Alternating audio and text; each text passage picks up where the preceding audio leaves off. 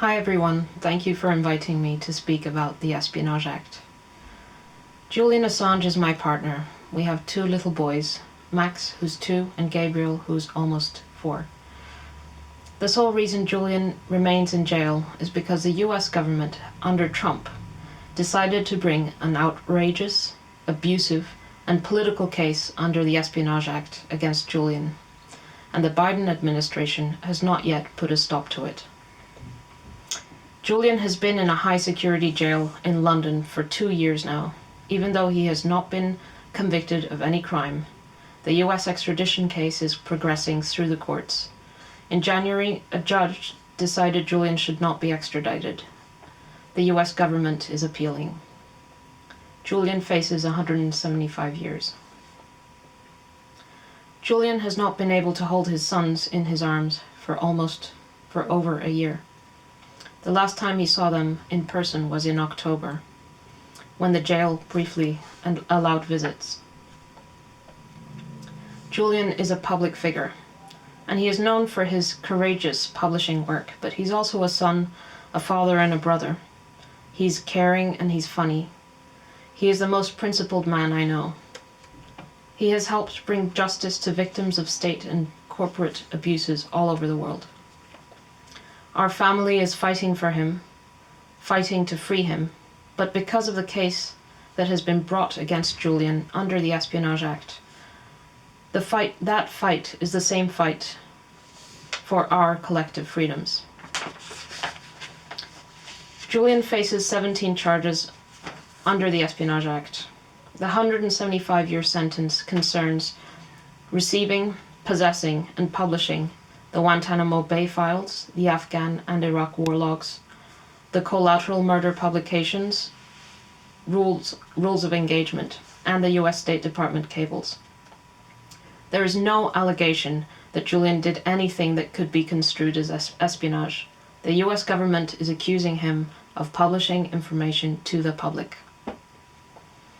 These same publications have won Julian the most prestigious journalism prizes, like the Martha Gellhorn Prize and the Australian equivalent to the Pulitzer Prize. He has also been nominated for the Nobel Peace Prize because of these revelations.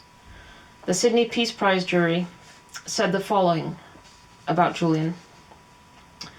Assange's work is in the Tom Paine Rights of Man and Daniel Ellsberg Pentagon Papers tradition, challenging the old order of power in politics and journalism. Assange has championed people's right to know and has challenged the centuries-old tradition that governments are entitled to keep the public in a state of ignorance. In the Paine, Ellsberg, and Assange cases, those in power moved quickly to silence their critics, even by perverting the course of justice. Julian says that the best way to obtain justice is by exposing injustice. And exposing injustice is what has made Julian enemies on both sides of politics in Washington, D.C. He is also admired on both sides of politics, and that is because regardless of where you stand on the political spectrum, what Julian represents goes to the heart of what it means to live in a democracy. It is no overstatement to say that the use of the 1917 Espionage Act against Julian is the single biggest, most urgent threat to press freedom and a free society, a free democratic society. It is also profoundly wrong. Julian isn't simply just innocent. He is being punished for doing the right thing, for exposing the wrongful killing of journalists and of thousands of civilians, for documenting war crimes, for doing the most important work, most important journalism any person can possibly do. So how did we get here? The first thing to understand about the Espionage Act is that it is in itself a terrible piece of legislation. It was originally designed to try World War I spies, but the wording is so broad and indefinite that the act has been abused again and again for political purposes. The wording is so broad that pretty much anyone could be prosecuted under it. During Julian's extradition proceedings, expert witnesses explained that reading the daily newspaper could be construed as a violation of the Espionage Act. Another example. Say you were a journalist and you write that the CIA torture memo should be in the public domain, and then a source sends it to you. You could go to prison as a co-conspirator. That is what the conspiracy charge against Julian alleges in relation to the so-called Most Wanted leaks, a wiki page where any random person on the internet could nominate documents that ought to be in the public domain.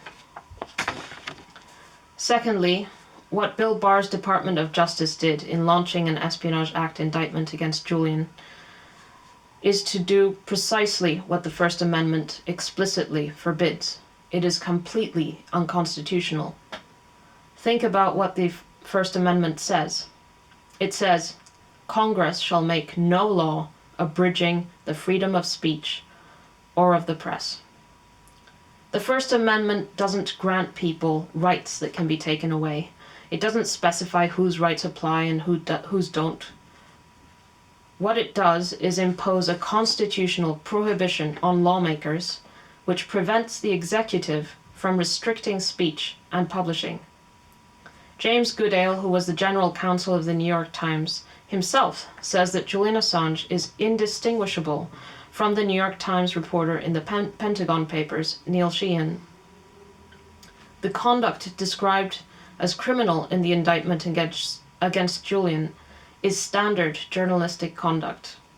The US newsrooms know that what is being criminalized here is not Julian or WikiLeaks, but journalism itself.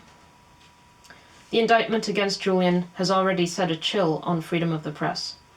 That is why the New York Times editorial board, the Washington Post, and USA Today, and virtually every other press freedom organization that exists have been absolutely clear that the prosecution against Julian must be dropped.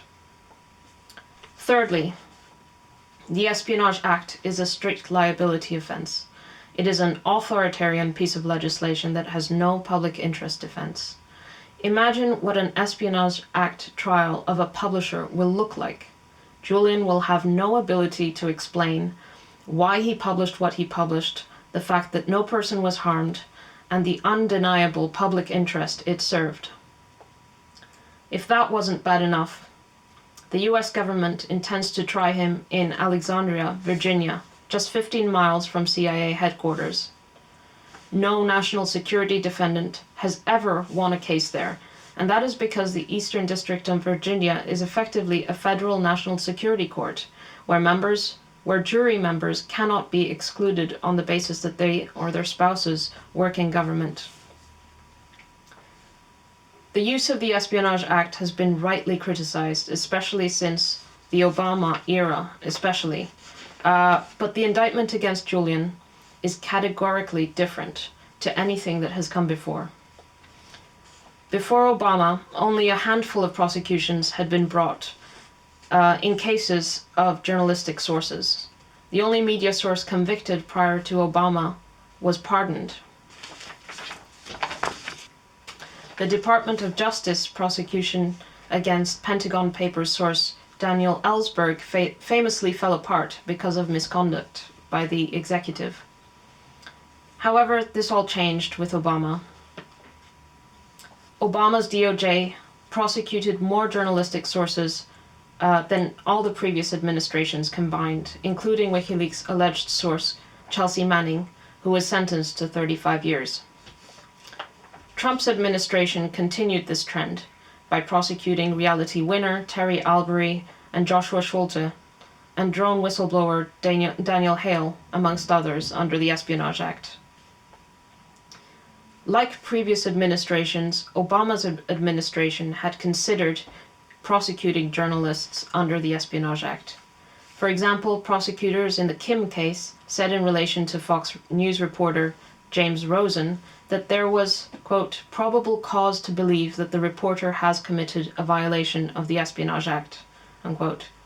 But just like in the cases of investigative journalists Jack Anderson and Seymour Hersh, who had been investigated under the Espionage Act in the 1970s, prosecutors ultimately decided not to indict Rosen. The Obama administration also decided not to indict Julian Assange.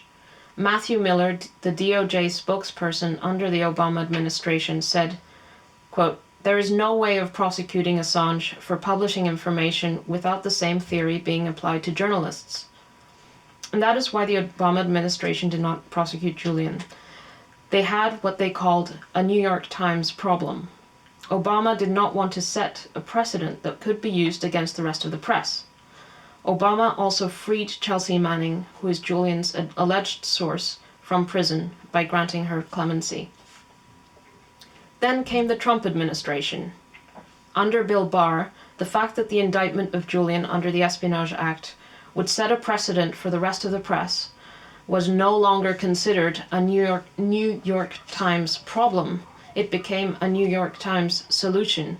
That is to say, a solution to the problem that leaks were appearing about the Trump administration in the New York Times. The Trump administration indicted Julian not in spite of the threat this case poses to press freedom and American democracy, but precisely because of it. It is being pursued so that the US government can have a precedent to go after the rest of the press whenever it wants to, New York Times included. The long history of attempted prosecutions against journalists shows that the prosecutions will not stop with Julian. Hence, the Espionage Act prosecution against Julian changes everything. The indictment of Julian under the Espionage Act hangs a noose around every reporter's neck. It hangs around your neck, too, every activist, every internet intermediary, and every research institute. And that noose is especially tight around the necks of national security reporters whose entire careers are now incriminating. There is a huge difference between a country in which publishers are free to publish government documents and a country where they are not. The US is a massive state with a very large security complex. The saving grace is that it has a robust First Amendment that defines the political culture domestically. The attempt to change that through the prosecution of Julian will change the law with disastrous effects, especially as the US security state is emboldened with the new Cold War rivalry with China. What the indictment of Julian does is change the nature of the United States from a superpower with a free press to a superpower where journalism is a crime. And unless the case against Julian is dropped, that is here to stay. Unless Biden drops this prosecution, he will be following in the footsteps of the worst elements of the Trump administration. Biden, whose policy is to close Guantanamo Bay prison camp, is prosecuting the publisher for exposing abuse in Guantanamo Bay. Biden, whose policy is to withdraw troops from Afghanistan, is prosecuting the publisher for exposing the war crimes committed there and the excesses of the war on terror. Important journalism will always upset the centers of power. Exposing crimes, and especially crimes of the highest order, like war crimes against innocent civilians or the lies told by government to lead us into wars, is the most important journalism that we can possibly have. It is not only a moral act, but a duty that we owe ourselves and those who came before us. It is what we have to do to keep living in a free society. And it is also the only insurance we have against unbridled authoritarianism.